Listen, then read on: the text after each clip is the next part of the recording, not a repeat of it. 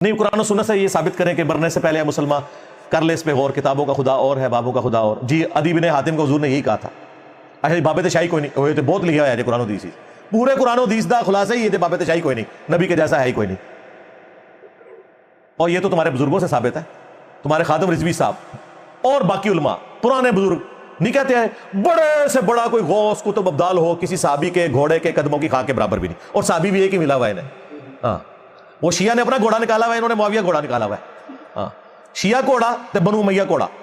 ہاں وہ خادم رضوی نے کہا حضرت معاویہ کے گھوڑے کے قدموں کی خاک نہیں۔ امیر معاویہ نے جو حضور کی حمایت میں گھوڑا دوڑایا نا، اس گھوڑے کے ناک میں جو مٹی داخل ہوئی نا، عمر بن عبدالعزیز تو اس کا مقابلہ بھی نہیں کر سکتا۔ اور تم تو کہہ رہے ہو کہ غوث کتب ابدال ایک جانور سے بدتر ہے، حالانکہ یہ عقیدہ غلط ہے قرآن و سنت کی روح سے۔ کوئی بھی جانور خواہ کسی صحابی کا ہو، ایک مومن سے زیادہ اس کی حیثیت نہیں ہے۔ جامعہ ترمذی میں حدیث ہے، سنن ابن ماجہ میں نبی الاسلام نے فرمایا کہ کعبے کی حرمت سے زیادہ ایک مومن کی حرمت ہے۔ تو یہ تو نعرہ ہی جعلی تھا تمہارا، چلو میں نے مان لیا تمہارا نعرہ کہ غوث کتب ابدال ایک صحابی کے گھوڑے کے قدموں کی خاک کے برابر نہیں۔ تو تم کیا کہہ رہے تھے کہ صحابی کے گھوڑے کی قدموں کی خاک جیسا ہے ہی کوئی نہیں، غوث کتب ابدال تے شاہی کوئی نہیں، یہی کہہ رہے سنا۔ تو میرا نعرہ تو بہت اچھا ہے، میں کہتا ہوں نبی کے جیسا ہے ہی کوئی نہیں، تسی کہندے سو گھوڑے جیسا کوئی نہیں، وہ بھی سنیاں دا گھوڑا معاویہ گھوڑا۔ ہاں اے دو گھوڑے جے، ہاں شیعہ دا بھی گھوڑا جے تو معاویہ گھوڑا بھی ہے جے، انہوں نے کڈیا ہے نا اپنا۔ کہتے ہیں نا حضرت معاویہ کے گھوڑے کے قدموں کی خاک، وہ اپنے گھوڑے کے نیچے سے گزرتے ہیں، یہ حضرت معاویہ کے گھوڑے کے نیچے سے گزرتے ہیں، اور اپنے بابا میں تھلو لگا دینے۔ ہاں کہتے ہیں گھوڑے کے قدموں کی خاک تھلو ہی کٹیا نا گھوڑے نو۔ تو یہ خود بھی سب کچھ کہتے تھے، انہیں پتہ یہ بات ٹھیک کر رہا ہے۔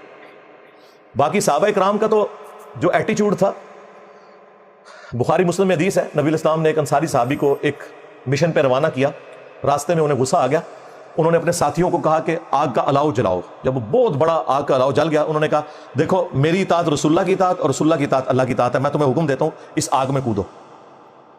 ایک بندہ بھی تیار نہیں ہوا کیونکہ وہ حنفی نہیں تھے۔ انہوں نے کہا ہم آگ سے بچنے کے لیے ہی تو رسول اللہ کے ساتھ جڑے تھے، تو ہمیں اسی آگ میں دوبارہ پھینک رہے ہیں، ہم تیری بات نہیں مانیں گے۔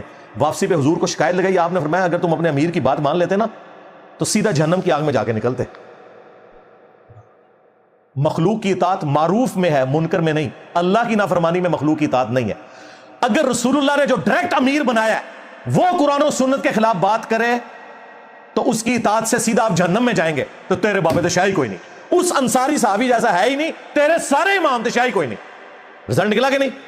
وہ تو نبی نے ڈائریکٹ بنایا تھا نا، ان کے اماموں کو تو انہوں نے خود کھڑا کیا نا، اور ایسا کھڑا کیا کہ ریٹائر ہی نہیں ہو رہے۔ میں نے ان کو کہا یار جس امام نے چند سالوں کے لیے قرب قیامت میں آنا، یعنی امام محمد بن عبداللہ المہدی، ان کے بارے میں تو ابو داؤد میں مسند احمد میں احادیث موجود ہے کہ قیامت اس وقت تک قائم نہیں ہوگی جب تک کہ میری بیٹی فاطمہ کی اولاد میں سے ایک شخص نہ پیدا ہو جائے جو پوری دنیا کو انصاف سے بھر دے گا۔ جس امام نے چند سالوں کے لیے آنا ہے اس کے بارے میں حدیثیں ہیں، تم نے تو اپنے امام ریٹائر ہی نہیں ہونے دیے، ان کے بارے میں کوئی جعلی روایتی بتا دو۔ کوئی نہیں، خود کھڑے کیے۔ ہاں ان کو ایکسپرٹ کے طور پر کھڑا کرے، امام ہوا جس کی قبر مدینے میں صلی اللہ علیہ وسلم، اس کے بعد ان کی تعلیمات جو بتائے اور اس کی بھی آپ نے اندھی پیروی نہیں کرنی، پھر یہ سارے امام ہی ہیں ہمارے۔ آج کے دور میں بھی جو ہیں وہ بھی امام ہے، میرا تو نام بھی امام ہے نا، وہ والا نہیں، امام انجینئر محمد علی مرزا EMAM۔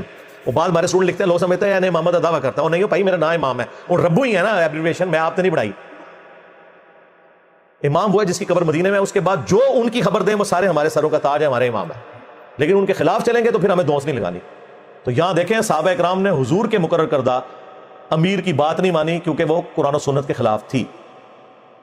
یہ نبی اسلام کی تربیت ہے، کیونکہ ابو داؤد میں حدیث ہے ایک صحابی نے حضور کو سجدہ کیا، ابن ماجہ میں بھی ہے، آپ نے فرمایا سر اٹھا کیا کر رہا ہے؟ کہا یا رسول اللہ وہ ہیرا شہر میں گئے تھے، وہاں لوگ اپنے سردار کو سجدہ کرتے ہیں، آپ تو اللہ کے رسول ہیں۔ قیاس کیا، کہتے نہیں قیاس شرعی، قیاس شرعی کیتا سی صحابی نے کہ وہ اپنے سردار کو کرنے، ہم بھی اپنے نبی کو کریں گے۔ آپ نے فرمایا جب میں فوت ہو جاؤں گا تم میری قبر سے گزرو گے، کیا وہاں پہ بھی سجدہ کرو گے؟ کہا نہیں یا رسول اللہ۔ فرمایا مجھے کیوں سجدہ کر رہے ہو؟ اگر میں سجدہ جائز سمجھتا تو بیویوں سے کہتا کہ اپنے خامدوں کو کریں، اس حق کے سبب جو اللہ نے دیا ہے۔ نبی علیہ السلام اپنے سامنے اپنے صحابی کو سجدہ کرنے سے روک رہے ہیں، یعنی ان کے بقول جی عشق دے چلے نمبر لے گئے، حضور نے کہا چلیا سیر چوک تو نمبر نہیں لے گیا، ہاں چلے مارے گئے، ہاں اتنے ساڑھے ہاتھوں مارے جان گے، اگے اللہ دے ہاتھوں مارے جان گے، بالکل عشق دے چلے نہیں نمبر لے گئے، ہاں عقل والے نمبر لے گئے۔ انما یتذکر اولو الالباب، نصیحت تو نہیں حاصل کرتے مگر عقل والے، ہاں چلے نہیں۔ یہ نبی علیہ السلام کی تربیت آپ دیکھیں. بخاری مسلم کی حدیث ہے, حضرت حسان بن ثابت مسجد میں بیٹھے ہوئے ہیں, حضرت عمر گزرے ہیں, وہ حضرت ابو ہریرہ کو وہاں پہ کچھ اشعار نعتیہ سنا رہے تھے. حضرت عمر کھڑے ہو گئے, زبان سے کچھ نہیں کہا, صرف دیکھا. ان کا عمر اس طرح نہ دیکھ, تجھ سے بہتر شخص مسجد میں ہوتا تھا, میں اسے بھی نعت سناتا تھا. ہوئے ہوئے ہوئے, یہ ایک شاعر کی زبان آپ دیکھیں جو زیادہ دلیر بھی نہیں ہوتا. حسان بن ثابت شاعر تھے, نرم مزاج, لیکن جو دلیری دیکھی کیا, ان کا گواہ لے کے آ, ان کا یہ ابو ہریرہ بیٹھے ہیں, ان کا امیر المومنین میں گواہی دیتا ہوں, نبی علیہ السلام نے نہ صرف ان سے نعت سنی, اشعار سنے, بلکہ دعا فرمائی کہ اللہ ان کی روح قدس کے ذریعے مدد فرما, جس طرح عیسیٰ ابن مریم کی تو نے مدد کی تھی. وَأَيَّدْنَاهُ بِرُوحِ الْقُدُسِ. حضرت عمر وہاں سے چلے گئے. سرکار حضرت عمر چلے گئے, لیکن پیچھے جو میسج چھوڑ گئے نا, وہ ان کی ساری ڈاکٹرن کو الٹتا ہے. نمبر 1, بڑے سے بڑا انسان ہو, خواہ وہ حضرت عمر ہی کیوں نہ ہو, ان سے بھی علمی اختلاف ہو سکتا ہے قرآن و سنت کی روشنی میں. نمبر 2, بڑے سے بڑا انسان خواہ حضرت عمر ہی کیوں نہ ہو سکتا ہے کہ انہیں کوئی حدیث پتہ نہ ہو جو دوسرے صحابہ کو پتا ہو. اس سے ان کی توہین نہیں ہو جائے گی, مرتبہ کم نہیں ہو جائے گا. نمبر 3, حضرت عمر فاروق رضی اللہ تعالیٰ نے قرآن و سنت سننے کے بعد یہ نہیں کہا علیکم بسنتی و سنت الخلفاء الراشدین المہدیین. ان کو پتا تھا کہ قرآن و سنت سے اوپر کسی کی سنت نہیں ہو سکتی. اور نمبر 4, حضرت ابو ہریرہ کو ثقہ اور صدوق راوی مانتے تھے حضرت عمر, جو بعض رافضی کہتے ہیں نا, وہ ایک واقعہ تھا, وہ ایک الگ سے چیز ہے, وہ حدیث کے پوائنٹ آف ویو سے نہیں ہے. حضرت عمر حضرت ابو ہریرہ کی حدیثوں کو قبول کرتے تھے. یہ 4 رزلٹ اسے نکلے. بخاری مسلم دونوں میں حدیث ہے, اور یہ حدیث امام زین العابدین کو مروان بیان کر رہا ہے. وہ کہہ رہا ہے کہ میں اس مجلس میں تھا جہاں حضرت عثمان اور حضرت علی کا آپس میں جھگڑا ہوا. حضرت عثمان حج تمتع سے منع کر رہے تھے. حضرت علی نے کہا کہ نبی علیہ السلام نے تو حج تمتع کو جاری کیا ہے, اور میں آپ کی وجہ سے رسول اللہ کی سنت کو نہیں چھوڑ سکتا, میں حج تمتع ہی کروں گا. حضرت عثمان سے مخالفت کی, خلیفہ وقت سے. اور آج جو آپ کو حج تمتع نظر آ رہا ہے دنیا میں, 99.9% مسلمان حج تمتع کرتے ہیں. یہ حضرت علی نے بحال کروایا.